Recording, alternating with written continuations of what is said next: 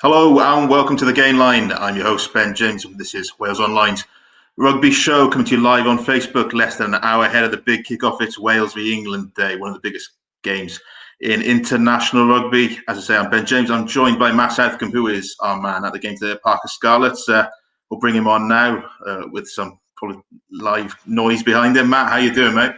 Yeah, very good, thanks. Very good. There's not much of an atmosphere here, of course, with no fans, but we have got some music blaring out, and I've got the TV just behind me as well. So sorry if you can pick that up from time to time, but I'll do my best to shout over it.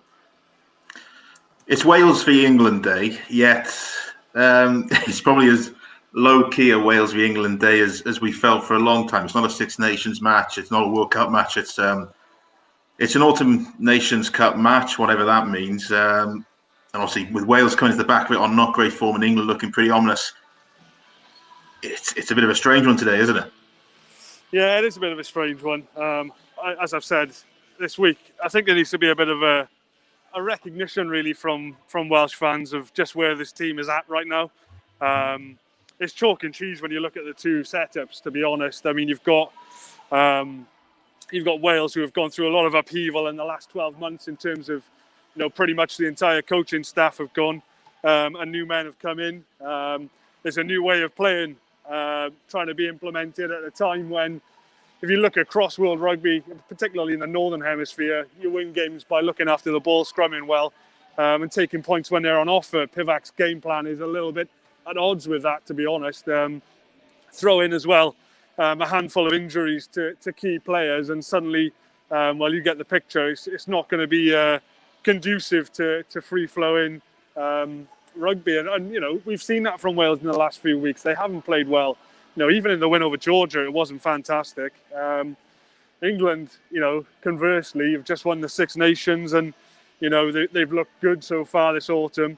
I'll pan over to their warm-up now. You might see Eddie Jones there in the 22 surveying the field, and obviously they played Ireland last week and won, really without getting out of third or fourth gear. So yeah, it's pretty ominous, and I think all us four rugby writers at Wales Online predict an England win today. And, Simon Thomas, our colleague, tweeted that, says a lot that, we've all gone for fairly wide margins, and there hasn't really been too much backlash at our predictions. And, I think everybody in Wales is kind of knows where this Welsh team is at and knows where this English team is at. And, England are strong favourites. And, I think that makes things even more low-key from a Welsh point of view, to be honest, because there's not the fanfare of a usual Six Nations match, and there's not a lot of expectation from a Welsh point of view. So it does feel, a little bit low-key today. Exactly. I'm not sure if you're a betting man, Matt, but if you looked at the odds just yesterday, I think you could get Wales winning this. It's a home game. It's 7-1. They're out as far as 7-1 now. Conversely, England are just 3-1 to win by more than 30 points. Which is remarkable odds, really, if you just stop and think about it. Let's take a look at the team then, because it's an interesting team, isn't it? Shall we say? There's a lot of partnerships in there which are fairly green. What were your thoughts when Wayne Pivac named this team on Thursday afternoon? Yeah, I mean, as he touched on, his hand has been forced to a certain degree with injuries. So you just got to look at the back row. You're missing Josh Navidi, Ross Moriarty, and Justin Tipuric. For a long time, that's the Welsh starting back row. You've got two flankers in Shane Lewis-Hughes and James Botham, who, even Shane Lewis-Hughes, who's been in the setup a bit longer than Jim Botham, neither of those guys would have been expecting to get their first cap probably until next summer when Wales tour Argentina. So, it's come a lot earlier for those guys. And they are right in the deep end because, this English back row is formidable, and you could make very strong cases for all three of this English back row to be in Warren Gatland's Lions squad in a couple of months' time. So, it is proper in the deep end stuff. And, at the same time, it's a big opportunity for those guys because if they play well today, it does really launch their Welsh career. But, conversely, no one's expecting, I don't think, no one should really be expecting a great deal. I don't think it's fair to expect James Botham and Shane Lewis-Hughes to dominate the likes of Benny Vulupola, Tom Curry and Sam Underhill just because of where they are in their respective careers. It's going to be a massive learning curve for those guys today. And then, you look at the midfield, you've got Johnny Williams in there making his second international appearance, and Nick Thompkins, who's been, out of sorts really in this autumn campaign. That doesn't inspire confidence when you look at the players they're up against. Particularly Owen Farrell at 12, and Henry Slade as well is a very classy operator. So, it's going to be a tough day at the office for Wales, and you haven't got to necessarily look at the teams to figure that out. Just because England have been in, pretty much since they came back from the World Cup in fantastic form all the way through, and I just think there needs to be a dose of realism in there as well, because people talk about, and this is one rhetoric that I've tried to avoid this week. It's not Wales-England this week as we know it. People say anything can happen in a game like this. That usually rings true, but this is not a Wales-England game like we've seen in the past. On match days like this in Cardiff, there's an energy in the air, there's an electricity about the place. The Millennium Principality Stadium is fizzing. That has a huge impact on the occasion. It's a leveller. There's none of that today. It's not a training session, but it's not far off in so far as there's nobody in the stadium that's going to be making any noise apart from the replacements. It's a really raw sort of 23 against 23 test today, and the best team will win. There are no external factors. There's no 75,000 people bearing down on an English side in Cardiff. They've not got that pressure to deal with.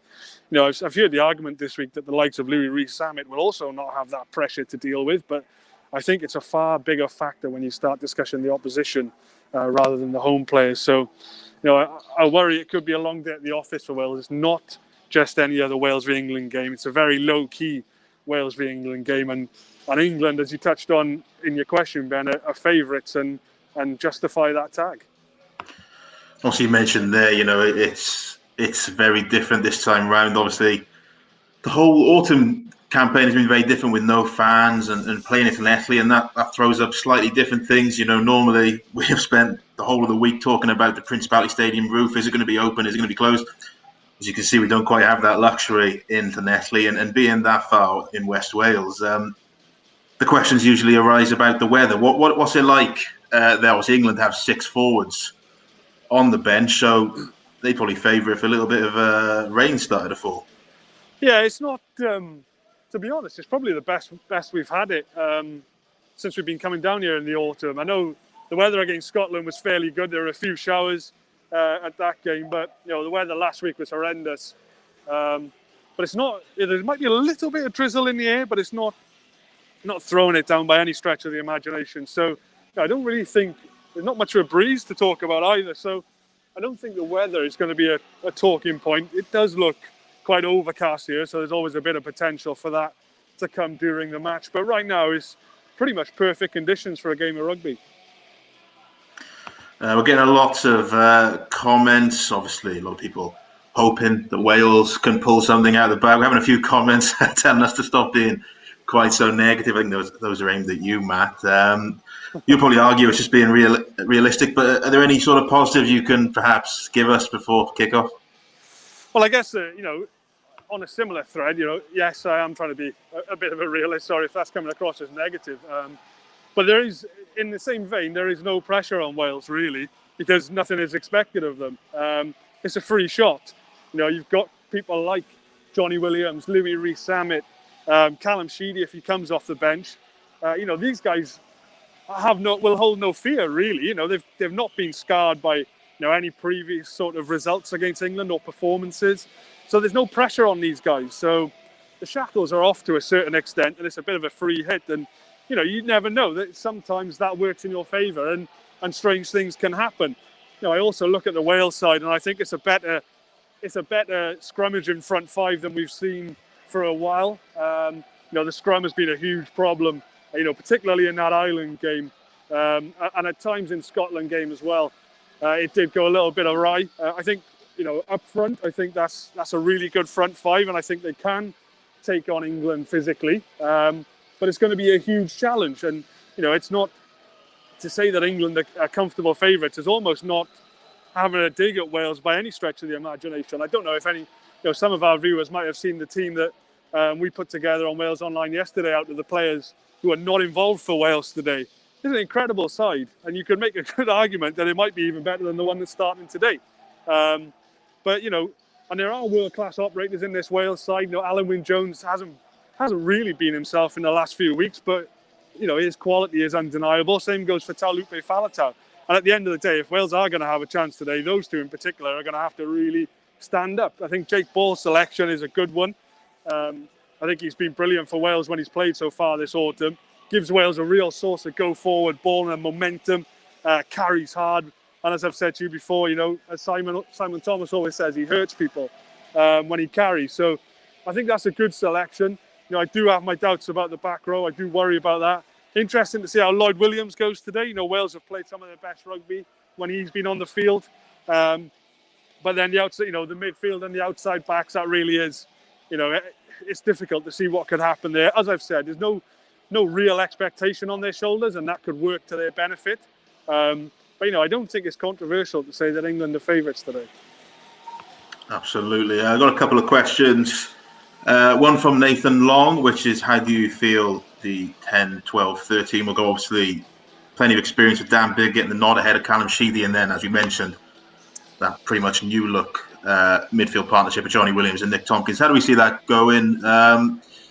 England are obviously brilliant defensively, but I think if you can stretch them, you can find some gaps out wide where perhaps backs get sucked into the fringes, and you can hurt them that way. Is that the sort of the midfield combination to do that today?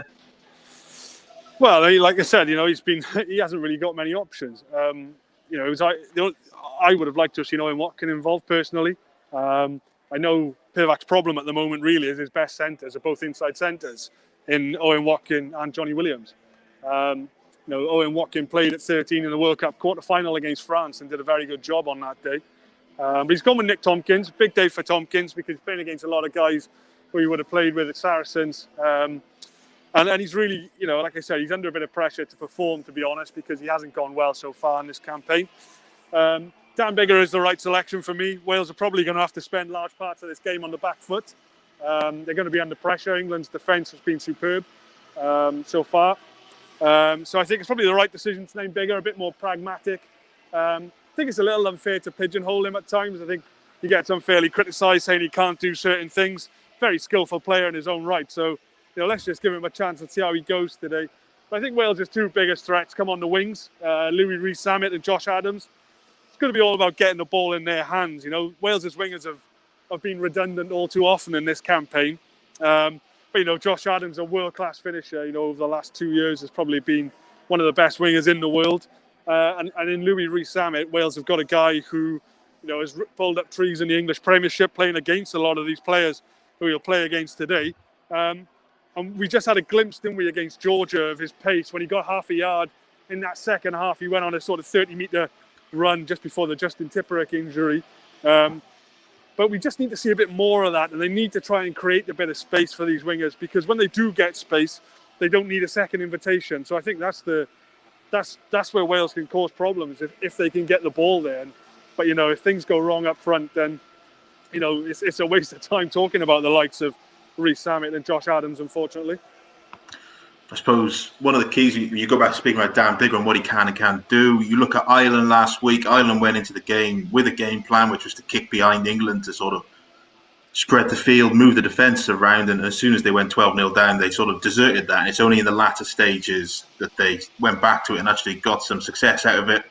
You'd hope whatever Wales' game plan is today, that they don't start chasing the game if it starts to go awry, because it probably will start to go awry against just the way this England team is. They intimidate and they bully you. Hopefully, Wales will stick to the game plan and the blueprint.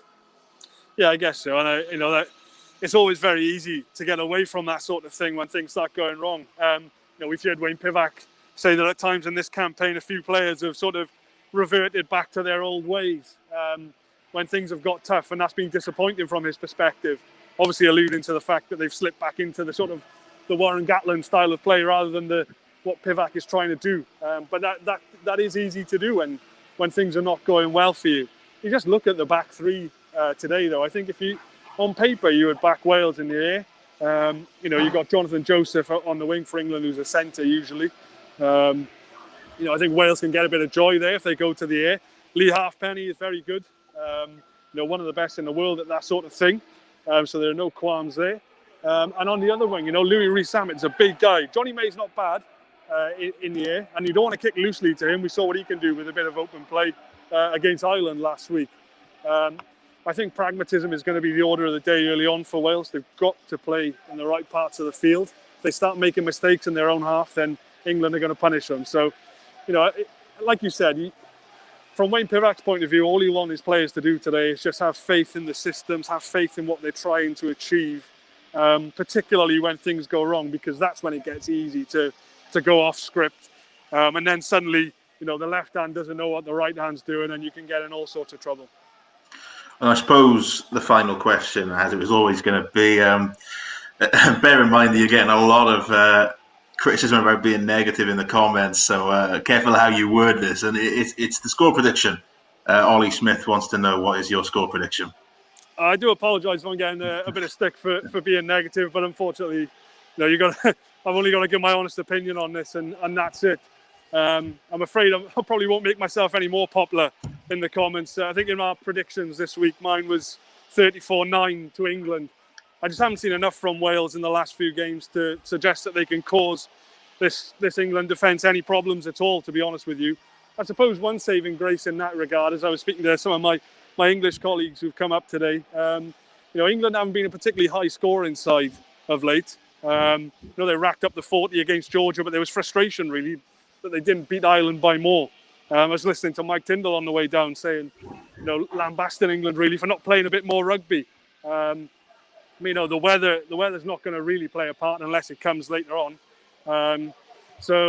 34-9 is my prediction. Hopefully from a Welsh point of view, I might be wrong in that. And sorry if that's perceived as negative, but that's my honest opinion. Exactly. You can only call it as you see it. I think that's all we got time for on this pre-match game line. So I'd like to thank Matt for joining us from Llanelli. And as always, you can catch all the action from today's game on Wales Online.